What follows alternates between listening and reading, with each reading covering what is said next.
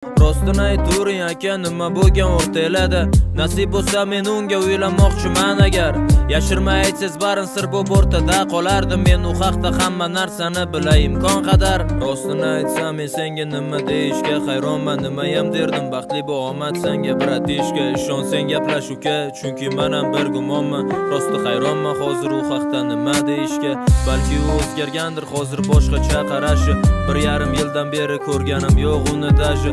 Balki o'ylab ko'rarsan yana bir bor boshidan. Axir bu umr savdosi ukam, unaqa shoshilma.